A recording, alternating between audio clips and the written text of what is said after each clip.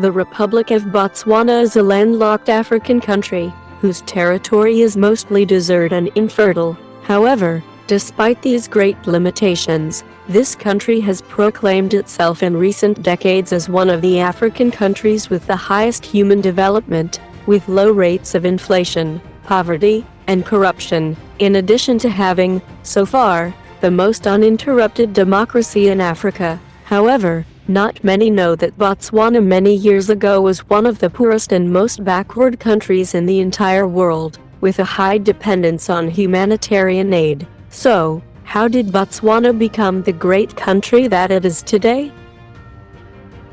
The British colony of Bechuanaland became an independent country in 1966, with the name of Botswana. It was one of the poorest and least developed British colonies in Africa.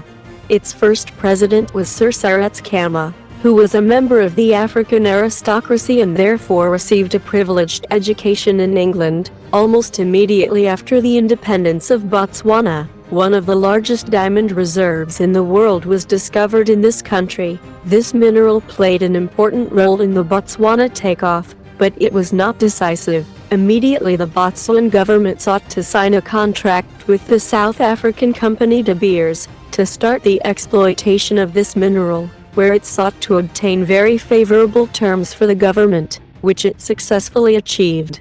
In the following years, the income of the Botswana government grew enormously, with annual economic growths of over 10% for several years, but from then, the determining factor in the Botswana miracle began. Instead of spending all the money at once, the Botswana government began to spend it sparingly. The government began to invest in the national infrastructure, in building roads, aqueducts, schools, hospitals. It began to invest in the national economy, especially in textile industry. It modernized agriculture and mining through the introduction of new technologies, brought in professional and skilled labor from other countries in Africa and Europe, and implemented a free market economy in the country, with low taxes and few regulations. This was also very important, since it made the country receive a lot of foreign investment.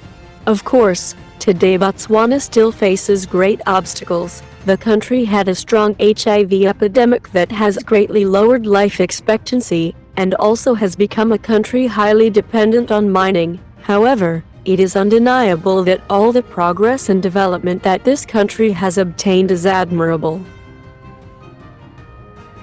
If you liked this video, please give it a like and subscribe. Remember that you can leave your opinion in the comments and tell me if you want a video about a particular topic.